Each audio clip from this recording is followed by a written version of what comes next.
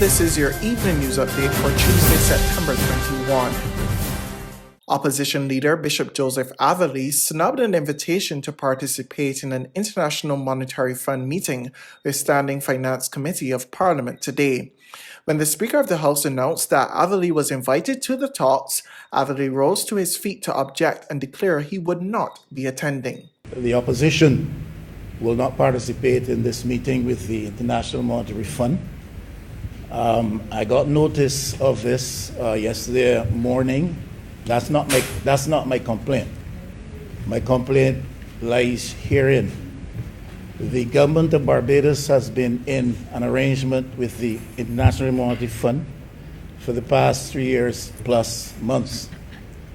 Several engagements with IMF teams have taken place, both physically, actually, and virtually.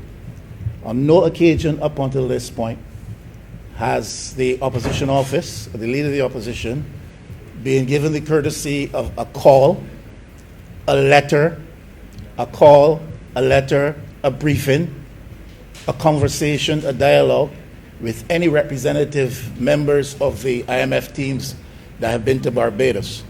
I find this to be grossly out of order. I do not know how this particular initiative proposed for this afternoon has originated, if it comes out of the bosom of the government or the bosom of the IMF. It doesn't matter. My beef today is not with the government, let me make that clear. My beef today is with the IMF, and I will not today participate and sit down in any meeting with them after 3.5 years of not hearing one word from them. In an immediate response, Acting Prime Minister Santia Bradshaw made clear there was nothing untoward about the invitation, which she pointed out came directly from the IMF and not from government. We are looking at the role of Parliament in discussing and approving the preparation of the budget, which committees or the plenary are involved. We will also be discussing the role in discussing the supplementary budgets and the in-year environments, the role in fiscal responsibility frameworks, for example, reviewing the fiscal strategy report, the role of the Public Accounts Committee in scrutinizing reports of the Auditor General and challenging accounting officers, government on the execution of their budgets as well. We are also looking at the level of discussion around the audit reports which are submitted and tabled by the external auditor, and finally following up on the Attorney General's findings and recommendations. So that is really essentially a summary of what is the proposed agenda. It is nothing that is untoward. It is nothing that is getting into the details of any negotiations by the wider government, but really more, I would have to say, from my own reading of this, it is more procedural, and the honourable member is free, if he so chooses, not to attend, but I would like the record to reflect that he has in fact been invited, and his participation is more than welcome, even if to indicate to the IMF directly that he would have wished a greater level of engagement with himself. In other news this Tuesday, one regional trade official is calling for businesses and governments to identify and make use of opportunities presented by the pandemic. Addressing the Small Business Association State of the Sector Conference today, Executive Director of the Caribbean Export Development Agency, Derot Marjara, says he believes the COVID-19 pandemic has provided an opportunity for businesses to tweak their operations and to use more technology. The COVID pandemic reinforced the idea that digital business is necessary for growth and development. Thus, for MSMEs to remain competitive and relevant, you need to embrace e-business, as many of you are already doing, new technologies and new business models.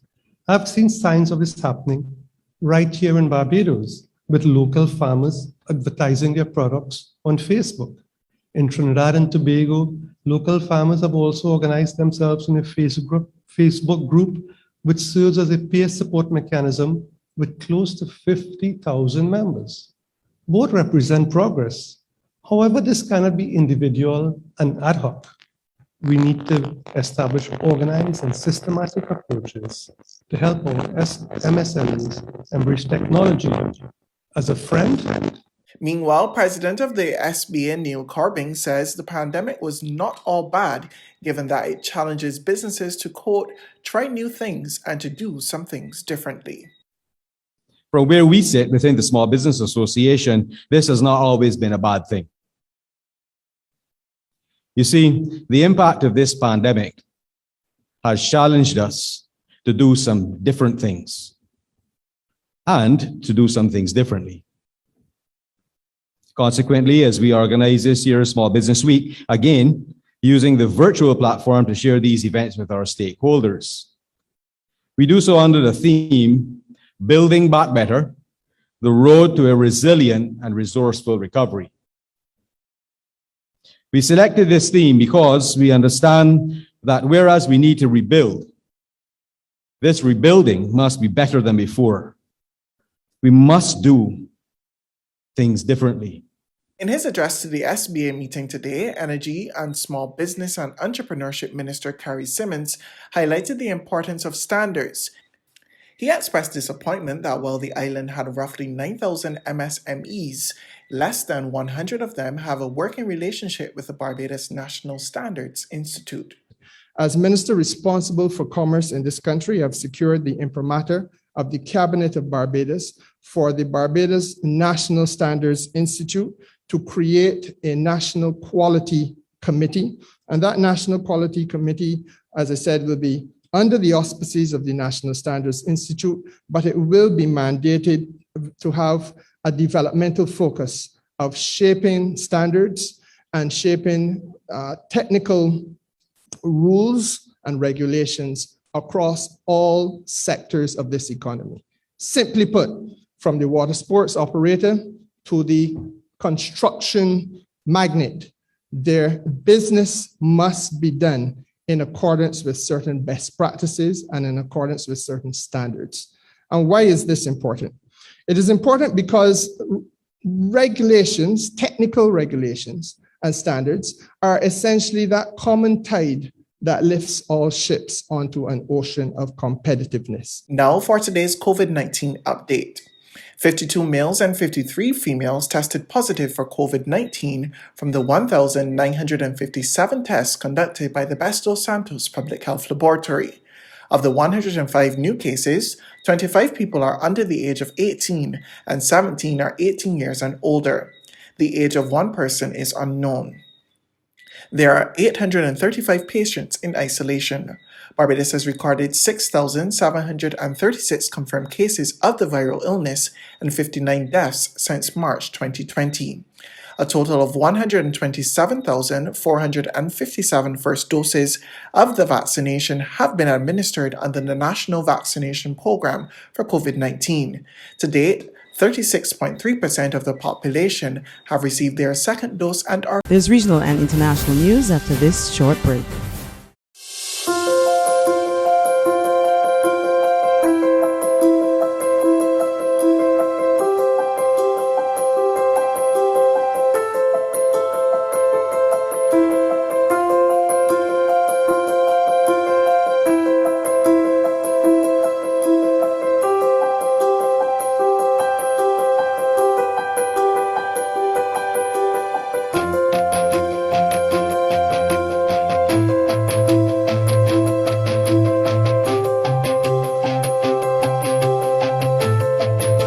Barbados Today, news you can trust. To regional happenings, police have arrested and charged former Belize City Mayor Zendia Moya, who last weekend defied an order to end an illegal demonstration against the government's vaccination policy. More in this report from 7 News Belize. Instructions was given to Mr. Rosado to disperse the crowd that were protesting in Belize City. And I know for a fact that they were spoken to in the first instance and were asked to disperse, simply because, one, they were in breach of the COVID-19 regulations, and two, they were protesting without a permit. But it would appear as if instead of the crowd getting smaller, the crowd got huger. And so, again, myself and Mr. Rosado dialogue And I told Mr. Rosado to give them one final warning. And if they do not cooperate, then the GI3 must be brought in to ensure that they disperse and that the ringleader of the group must be arrested. And it was that spirit that Zenada Moya was detained by the police.